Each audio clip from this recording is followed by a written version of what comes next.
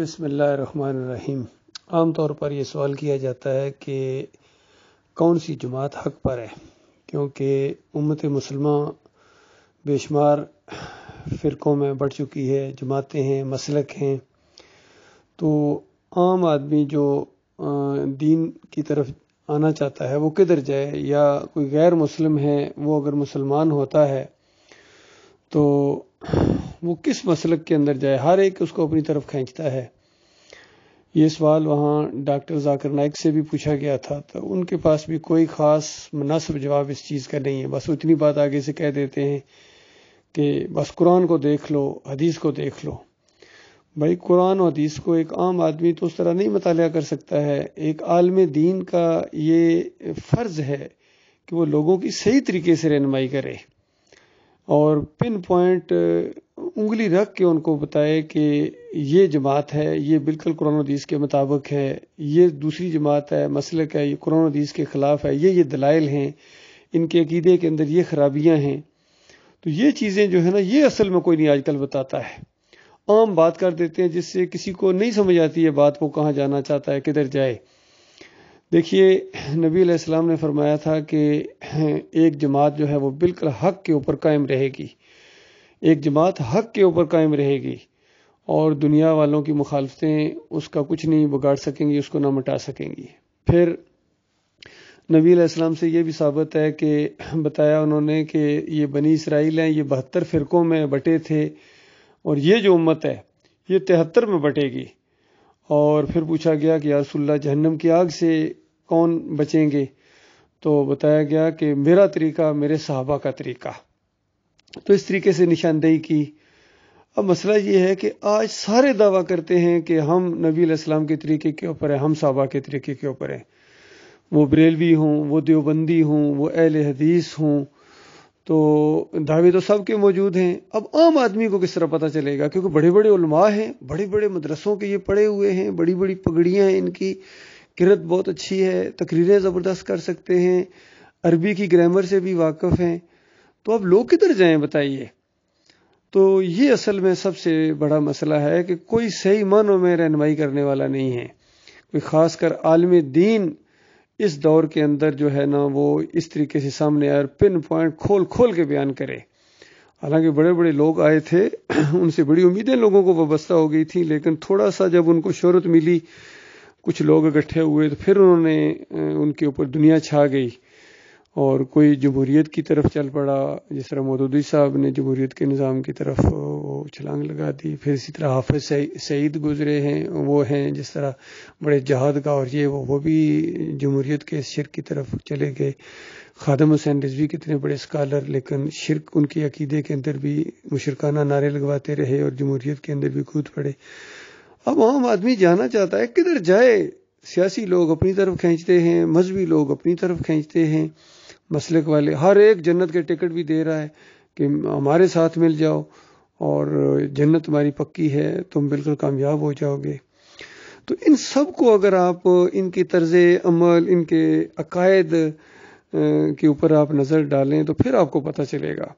تو لہٰذا اس سارے اندھیرے کے اندر مجھے جو چیز نظر آئی ہے، اور میں اپنے حد تک یہ بات بیان کرنا چاہتا ہوں، اگر میرے سے کوئی سوال پوچھتا ہے تو میں تو بالکل کھول کے بیان کروں گا۔ بھائی اس دور کے اندر اگر کوئی عالم دین صحیح معنوں میں قرآن اور حدیث کی دعوت لے کر اٹھے ہیں تو وہ ڈاکٹر مسعود الدین عثمانی رحمۃ اللہ علیہ، اور پوری طرح انہوں نے کھول کے قبر پرستی کے شرک کی بنیادوں کے اوپر تیشہ چلایا۔ یقین کیجیے، کیونکہ سارے مسالک کا یہ عقیدہ ہے کہ مرنے والے سنتے ہیں، دیکھتے ہیں، پہچانتے ہیں، اور یہ شرک کی جڑ ہے۔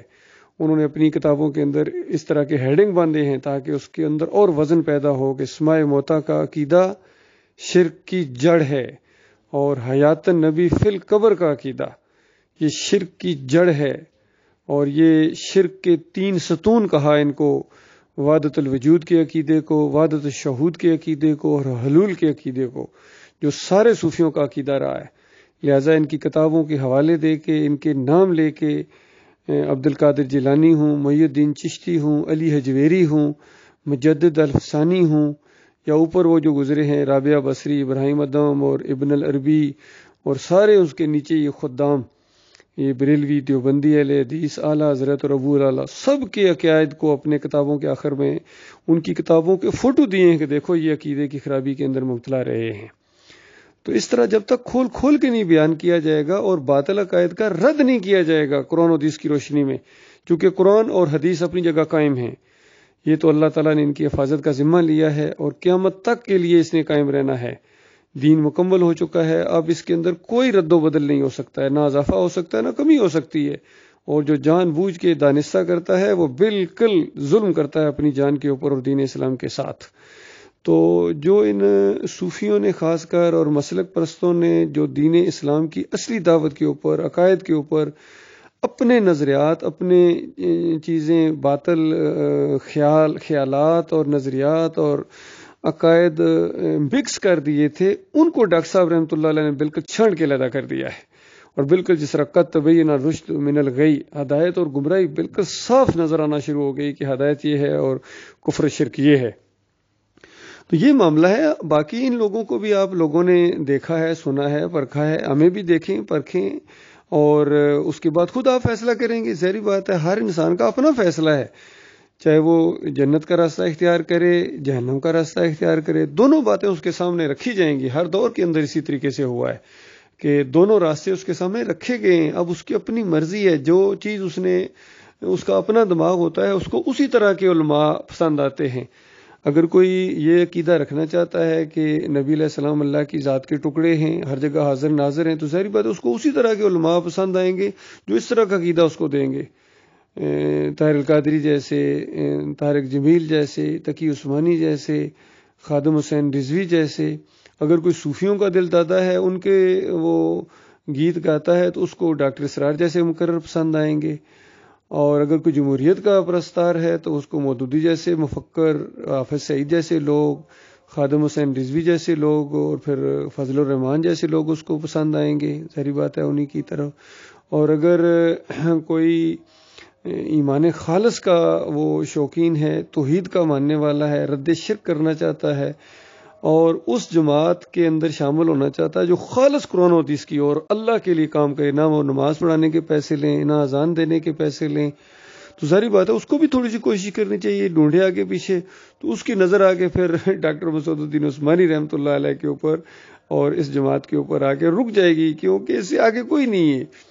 اور ہر طرف یعنی جتنے یہ زیادہ فرقے بن گئے ہیں، جماعتیں ہیں، تو اب آپ کو آسانی ہے، سب کو پرکھیں، سب کو تولیں، اور خود براہ راست بھی قرآن اور حدیث کے اوپر جو ہے وہ آپ غور و فکر کرنے کی کوشش کریں۔ اور دوسرے جتنے یہ مسالک ہیں، یہ بریلوی ہوں، دیوبندی والے حدیث ہوں، ان کی تاریخ بھی دیکھیں، یہ چند 100 سال کا معاملہ ہے، یعنی کوئی 100 سال پرانا ہے، کوئی 150 سال یا 200 سال تک ان کی تاریخ ہے۔ اس سے پہلے کوئی یہ دیوبندی بریلوی اہل حدیث نہیں تھے۔ تو بتاؤ صحابہ کرام کیا تھے؟ کیا وہ بریلوی تھے، دیوبندی تھے، اہل حدیث تھے؟ صحابہ کرام کیا قبروں کو پکا کرتے تھے یا مزار بناتے تھے؟ بتائیے، اگر یہ سب کچھ یہ کرتے ہیں، چادریں چڑھاتے ہیں، عرس اور میلے کرتے ہیں، تو اس کا مطلب ہے یہ صحابہ کرام کے ایمان عقیدے کے اوپر نہیں ہیں۔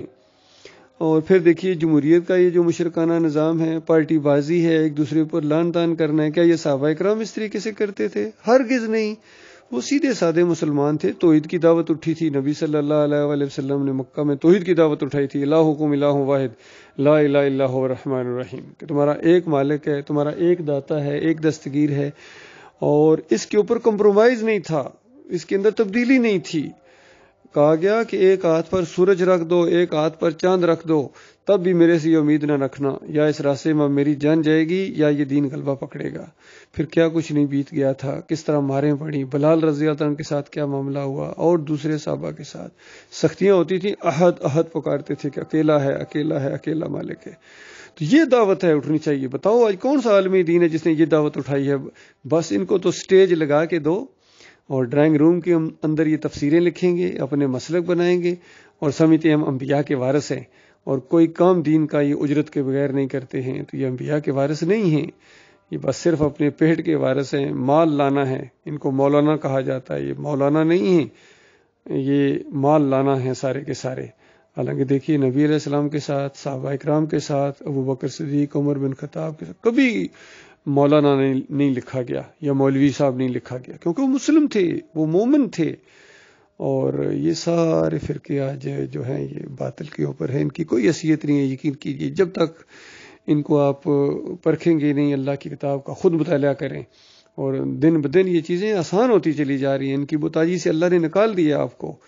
ان کے بغیر بھی آپ بہترین قرأت سیکھ سکتے ہیں، قرآن پڑھ سکتے ہیں، ترجمے پڑھ سکتے ہیں، بے شمار زبانوں میں ترجمے آ گئے ہیں. موبائل کی سہولت ہے، ریکارڈنگ کی سہولت موجود ہے، قرأت آپ سن سکتے ہیں، سب کچھ کر سکتے ہیں کرنا چاہیں تو. باقی آنکھیں بند کے اگر آپ کر کے انہی کے پیچھے چلتے رہیں گے تو یہ بہت بڑی پھر آپ لوگوں کی بدبختی ہوگی. باقی شیطان بھی ساتھ لگا، اس نے تو راستے کی طرف، سیدھے راستے کی طرف نہیں آنے دینا ہے. کیونکہ ڈاکٹر صاحب رحمۃ اللہ علیہ نے یہ جو دعوت اٹھائی ایمان خالص کی، اس پر لوگ اکٹھے ہوئے ہیں. 1986 کے اندر ڈاکٹر صاحب فوت ہو گئے، وہ تو اپنا کام کر کے چلے گئے ہیں. اب جہاں جہاں تک یہ آواز پہنچی ہے وہ اب سب لوگوں کی ذمہ داری ہے کہ اس ایمان کی شمع کو بجھنے نہ دیں، اس کو آگے بڑھائیں. اور پھر بعد میں ان کے اندر بھی اب جو کچھ شرکیہ باتیں آ گئی ہیں. محمد حنیف صاحب کے اندر جو ڈاکٹر صاحب کے جانشین تھے، ان کی جماعت کے امیر بنائے گئے تھے، کچھ عرصہ تو ٹھیک چلے ہیں، پھر اسی طرح وار ہوا شیطان کا. ہمیشہ یہی ہوتا رہا، یقین کیجئے.